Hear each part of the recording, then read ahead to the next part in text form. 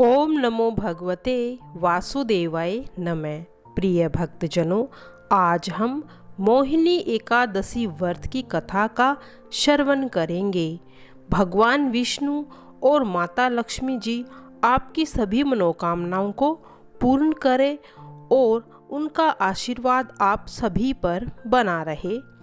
यह वह दिन है जब स्वयं ब्रह्मांड के अधिपति भगवान श्री हरि ने मोहिनी रूप धारण कर देवताओं को अमृत प्रदान किया। वह दिन था एकादशी का। उसी पुण्य तिथि का नाम मोहिनी एकादशी है। जो व्यक्ति इस कथा को श्रद्धा पूर्वक सुनता है या पढ़ता है, उसे सहस्र गांव जितना दान, यज्ञ और तीर्थ स्थान का फल प्राप्त होता है। उसके सभी पाप मुक्त हो जाते हैं और वह भगवान विष्णु जी के धाम में प्रवेश करता है।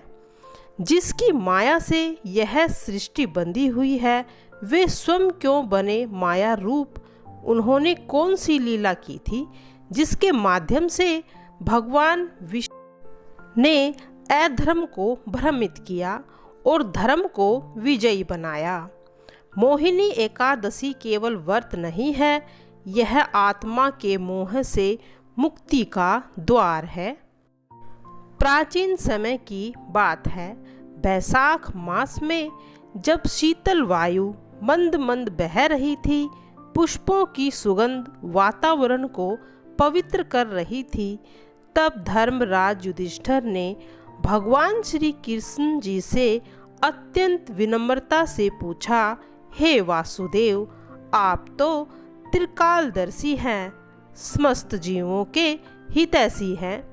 कृपया करके मुझे बैसाख मास की शुक्ल पक्ष की एकादशी का क्या नाम है, उसकी कथा क्या है और उस व्रत के पालन से क्या फल प्राप्त होता है, उसकी विधि क्या है, कृपया करके मुझे इन सब के बारे में बताइए। तब भगवान श्री कृष्ण जी कहते हैं कि हे धर्मराज, यह प्रश्न पूर्व काल में भगवान श्री राम जी ने अपने गुरुदेव महर्षि वशिष्ठ से भी पूछा था। आज मैं वही पावन व्रत तुमसे कहता हूँ, जिसे सुनकर मनुष्य समस्त पापों से मुक्त हो जाता है। भगवान राम ने एक दिन वशिष्ठ मुनि से प्रश्न किया था, हे मुनिवर, आप कृपया करके मुझे कोई ऐसा व्रत बताइए जो समस्त पापों का विनाश कर दे, मोह जाल को काट डाले और मेरे जीवन को शुद्ध बना दे।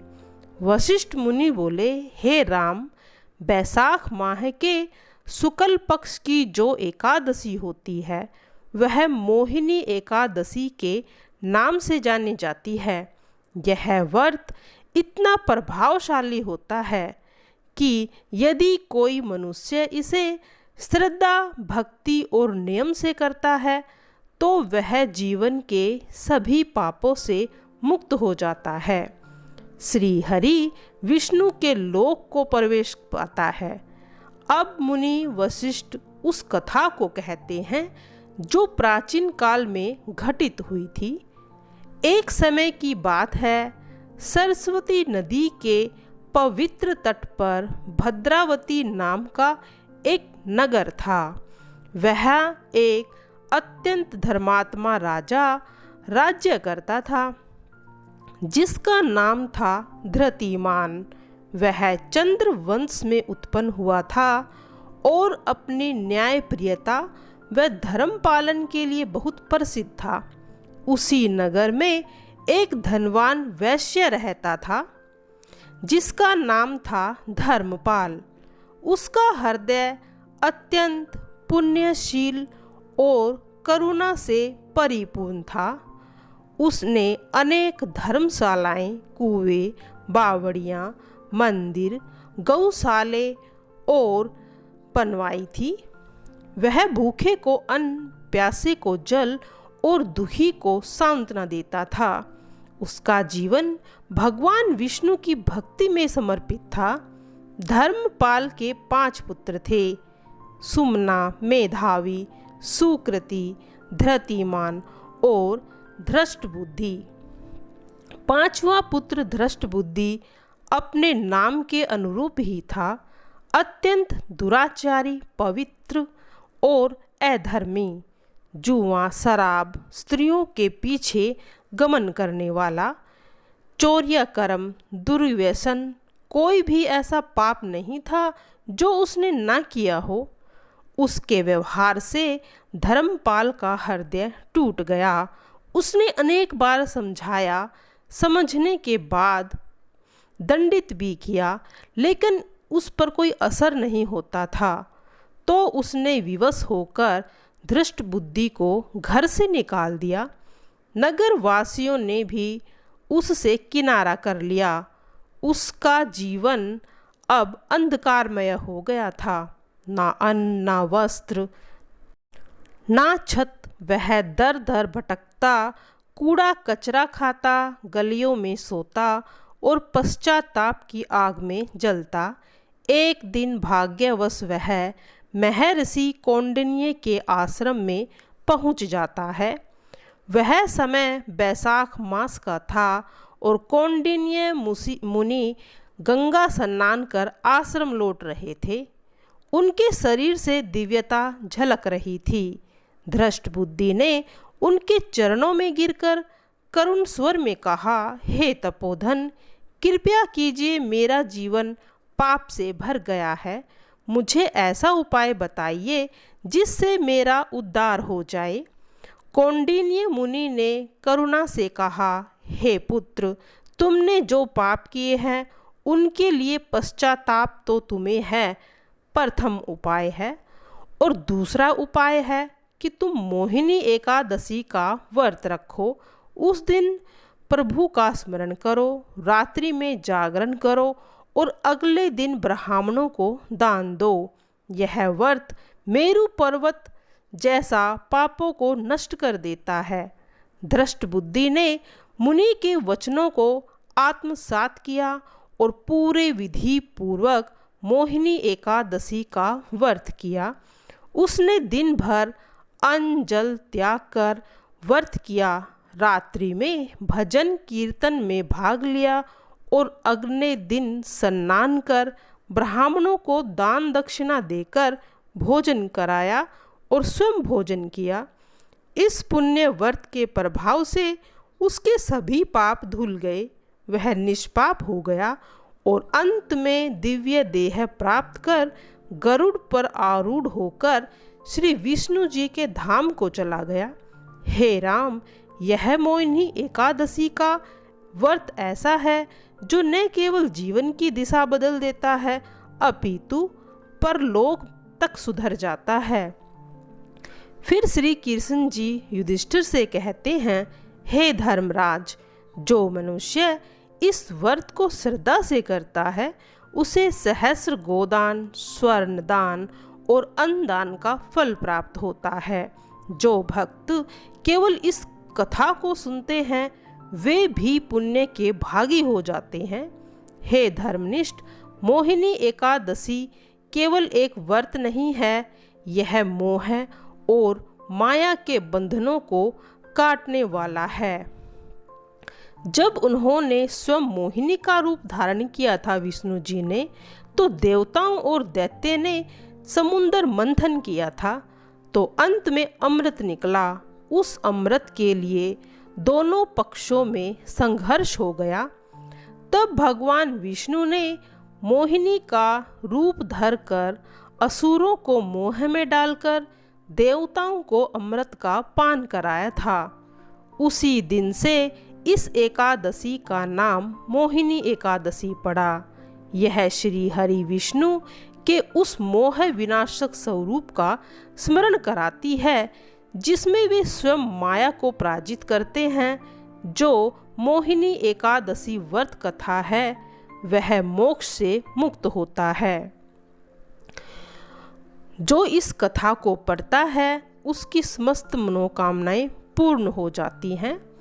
मोहिनी एकादशी यह कथा उन अनगिनत रहस्यों और अद्भुत घटनाओं में से एक है जिसमें भगवान विष्णु ने सृष्टि की रचना करने के लिए मोहिनी रूप का अवतार लिया था। यह कथा केवल मोहिनी एकादशी से नहीं जुड़ी। यह जब देवताओं पर संकट आया था तो भगवान विष्णु ने अपने अद्भुत रूपों में से प्रकट होकर धर्म की रक्षा करते हुए इस रूप को भी धारण किया था। यह विष्णु भगवान का एकमात्र स्त्री का रूप था जिसमें उन्होंने नारी के रूप में आकर देवताओं की रक्षा की और अमृत को असुरों के हाथों में बचाया था। यह कथा केवल शक्ति नहीं बल्कि धर्म और अधर्म की लड़ाई की एक कथा है और इस कथा के बारे में भी हम जानेंगे। प्राचीन समय की बात है। त्रिलोकी में अत्यंत उथल पुथल मची हुई थी। देवता और दानव दोनों ही स्वर्ग और पृथ्वी पर साम्राज्य के लिए प्रयास कर रहे थे।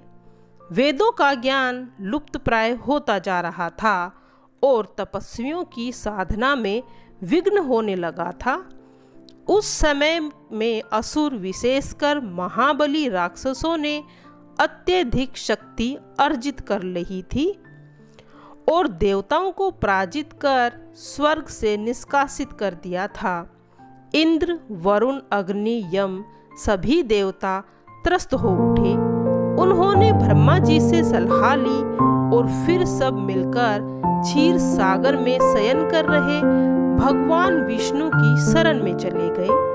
भगवान विष्णु ने उनकी बातों को ध्यानपूर्वक सुना और उन्हें एक उपाय बताया। उन्होंने कहा कि अमृत की प्राप्ति के लिए समुद्र मंथन करना होगा जिससे अमृत निकलेगा। यह अमृत देवताओं को बल प्रदान करेगा और वे असुरों को पराजित कर पाएंगे। लेकिन यह कार्य अकेले देवताओं के वश का नहीं था, अतः असुरों को भी इसमें साझीदार बनना पड़ा। देवता और असुर दोनों पक्ष समुद्र मंथन के लिए इकट्ठा हो गए। मंदराचल पर्वत को मथनी और वासुकी की नाक को रस्सी बनाकर उन्होंने समुद्र मंथन आरंभ कर दिया। यह एक अत्यंत कठिन और लंबी प्रक्रिया थी। जब मंथन शुरू हुआ तो सबसे पहले हलाहल विष निकला जो अत्यंत घातक और विनाशकारी था। कोई भी इसे ग्रहण करने को तैयार नहीं था। जब समस्त देवता दानव भयभीत होकर पीछे हटने लगे तब भगवान शिव ने संसार की रक्षा के लिए उस विष को अपने कंठ में धारण कर लिया था। तभी से वे नीलकंठ कहलाए। इसके बाद मंथन से एक एक करके रत्न भी निकले थे। कल्पवृक्ष, अप्सराएं, चंद्रमा, लक्ष्मी जी भी प्रकट हुई जिन्हें भगवान विष्णु ने अपनी पत्नी के रूप में स्वीकार किया। मंथन का अंतिम और सबसे महत्वपूर्ण फल अमृत कलश। जब भगवान अमृत कलश लेकर प्रकट हुए तब देवता और असुर दोनों ही उस ओर लपके थे। असुर अमृत प्राप्त करने को ललायित थे और उनकी संख्या और शक्ति अधिक थी। देवता चिंतित हो उठे कि यदि असुर अमृत प्राप्त कर लेंगे तो उनका विनाश तो निश्चित है। इस संकट को दूर करने के लिए भगवान विष्णु ने एक दिव्य रूप को धारण किया था, मोहिनी स्वरूप। मोहिनी का स्वरूप इतना सुंदर था कि जिसे देव देखते ही दंग रह जाते।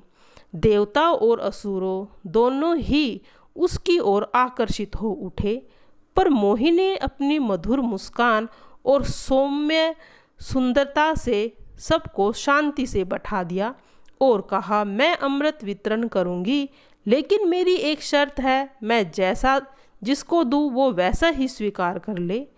उसकी मधुरता और आकर्षण से वशीभूत होकर सभी असुर सहमत हो गए। मोहिनी चालाकी से पहले देवताओं को अमृत का पान कराया। असुर भ्रमित होकर अपनी बारी की प्रतीक्षा करते रहे। यही थी एक मोहिनी एकादशी में विष्णु जी ने क्यों मोहिनी अवतार लिया था। प्रिय भक्तजनों, यही एक कथा है ये। अब सुनेंगे विष्णु जी भगवान की एक बड़ी ही विचित्र कथा। जिस प्रकार नर्मदा नदी का हर पत्थर भगवान शिव का रूप होता है, जिसे नर्मदेश्वर कहते हैं, उसी प्रकार गंडकी नदी का हर पत्थर शालिग्राम होता है। भगवान विष्णु का एक रूप शालिग्राम भी है और विष्णु जी के शालिग्राम रूप की पूजा सदियों से चली आ रही है। गंडकी नदी वह नदी है जहाँ शालिग्राम भगवान प्रकट होते हैं। भगवान शालिग्राम दुनिया में यदि कहीं मिलते हैं तो केवल गंडकी नदी के तट पर। भगवान शालिग्राम गंडकी नदी में क्यों रहते हैं, इस विषय में एक बहुत ही पुरानी कथा प्रचलित है। हजारों वर्ष पूर्व किसी नगर में एक वेश्या रहा करती थी जिसका नाम गंडकी था। वह रोजाना रात को किसी न किसी पराये पुरुष के साथ भोग विलास किया करती थी। वह उसका पेशा था। एक दिन उस गांव में एक महात्मा जी आए, जिन्होंने सभी गांव वालों को अपना उपदेश से कल्याण किया। जब वैश्य ने उन महात्मा की कीर्ति सुनी तो वह एक दिन खुद उन महात्मा के दर्शन करने के लिए गई और उनसे प्रार्थना की, महाराज, आप तो संत साधु हैं, सबका कल्याण करते हैं, सबको पावन करते हैं, मुझ वैश्या का भी कल्याण कर दीजिए। महात्मा जी बोले, बेटी, मैं तेरा कल्याण कर दूंगा, पर इसके लिए तुझे वैश्यावृत्ति छोड़नी पड़ेगी। वैश्या बोली, महाराज, मैं सब कुछ कर सकती हूँ, पर यह वैश्यावृत्ति का धंधा नहीं छोड़ सकती, क्योंकि अब इस कार्य की मुझे आदत हो गई है और ये सभी कार्य मुझे करना पड़ता है क्योंकि मुझे पैसों की ज़रूरत भी है। इसके सिवा आप जो भी कहोगे मैं कर लूँगी, कृपया करके मेरा उद्धार कीजिए। महाराज, महात्मा जी ने कुछ देर सोचकर, तो फिर एक काम करना, जो भी तेरे पास पुरुष आएगा उसे पति परमेश्वर मानकर उसकी सेवा करना, तेरा उद्धार हो जाएगा। वैश्या बोली, ठीक है महाराज, मैं अब से ऐसा ही करूँगी। अब सूर्य अस्त के बाद जो भी पुरुष गंडकी के पास आता, उसे अपना पति मानकर उसकी सेवा करती, सत्कार करती और अपना पत्नी धर्म निभाती। उस पुरुष को अपना परमेश्वर मानती, क्योंकि उसने महात्मा जी के वचनों पर पूरा विश्वास किया था। गंडकी के द्वार पर किए गए सभी कार्य भगवान विष्णु जी देख रहे थे। उन्होंने वैश्या की परीक्षा लेने के लिए सोचा और उसके घर एक साधारण मनुष्य का रूप लेकर पहुंच गए। गंडकी ने उनका भी सत्कार किया, उन्हें अपने पति मानकर पूरे मन से सेवा की। भगवान विष्णु गंडकी की सेवा और उसकी लगन देख ही रहे थे कि वह पत्नी की भांति उनकी सेवा कर रही है, उन्हें अपना पति मान रही है और गंडकी की अपना पत्नी धर्म पूरी तरह से निभा रही थी। अब भगवान विष्णु ने एक लीला रची और अपना सिर पकड़कर बैठ गए। भगवान विष्णु बोले, पता नहीं सर जो है वह दर्द से फटा जा रहा है, बहुत भयंकर पीड़ा हो रही है। गंडकी बोली, मैं अभी वैद्य जी को बुलाकर लाती हूँ, साधारण मनुष्य बने। विष्णु जी बोले, नहीं नहीं, तुम मुझे छोड़कर कहीं मत जाओ, मैं तुम्हारे बिना नहीं रह सकता, तुम मेरे पास ही रहो। गंडकी घबरा गई। उसने पूछा, क्या हुआ स्वामी, आपको अचानक क्या हो गया? आपकी तबीयत तो ठीक है। इतनी देर में भगवान ने लीला करते हुए मरने का नाटक किया। गंडकी रोने लगी। उसने सोचा कि ये तो मेरे पति थे, अब ये इस दुनिया को छोड़ चुके हैं, इनके प्राण निकल चुके हैं, तो मुझे भी इनके साथ ही सती होना चाहिए। गांव वालों को खबर मिली कि वैश्य के घर में कोई पुरुष मर गया है, तो गांव वालों ने अर्थी तैयार की और भगवान को ले जाने लगे। अब गंडकी ने 16 श्रृंगार किया और पति की अर्थी के पीछे पीछे चल पड़ी। लोगों ने पूछा, अरे गंडकी, तू हमारे साथ कहाँ जा रही है? चल वापस जा। गंडकी बोली, नहीं नहीं, मैं भी इनके साथ जाऊंगी। ये मेरे पति हैं, इसीलिए पति धर्म निभाते हुए मैं इनके साथ सती होना चाहती हूँ। कैसी पागल है तू? भला वैश्य का भी कोई पति होता है? अरे पागलों जैसी हरकतों मत करो। गांव वाले बातें बनाते हुए अर्थी को चिता पर रख देते हैं। गंडकी अपने पति के साथ चिता पर बैठ गई। गंडकी ने मन ही मन भगवान विष्णु से प्रार्थना की, हे प्रभु, मैंने महात्मा जी के वचनों पर विश्वास किया है। तब से लेकर आज तक यदि मैंने अपने पति के अलावा किसी भी पुरुष को न देखा हो तो इसमें स्वयं आग लग जाए। जब भगवान विष्णु ने देखा कि गंडकी तो उन्हें याद कर रही है और उनसे प्रार्थना कर रही है, तो उन्होंने चमत्कार दिखाया और गंडकी की परीक्षा हेतु चिता में आग उत्पन्न कर दी। जब आग लगी तो भगवान ने एक आँख खोला, देखा कि यह क्या कर रही है। भगवान विष्णु को लगा कि अग्नि की लपटों से गंडकी घबरा जाएगी और चिता से उठ जाएगी, पर वह तो अपनी आँखों को बंद किए अपने पति यानी भगवान विष्णु का सिर अपने गोद में लिए हुए बैठी रही। चिता की आग भयंकर हुई। भगवान समझ गए कि गंडकी का उद्देश्य पक्का है।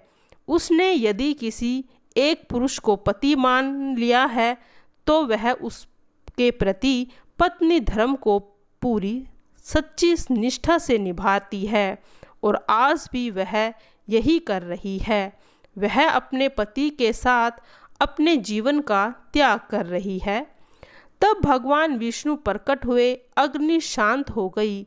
भगवान विष्णु के आशीर्वाद से गंडकी पर अग्नि का कोई असर नहीं हुआ। वह बोले, गंडकी आंखें खोलो, मैं तुम्हारी भक्ति से प्रसन्न हूँ। मैं तुम्हारी परीक्षा ले रहा था, तुम मेरी परीक्षा में सफल रही हो। बोलो तुम्हें क्या चाहिए? गंडकी बोली, प्रभु आपके दर्शन करके मेरा तो जीवन सफल हो गया। मैंने आपको अपना पति परमेश्वर माना है।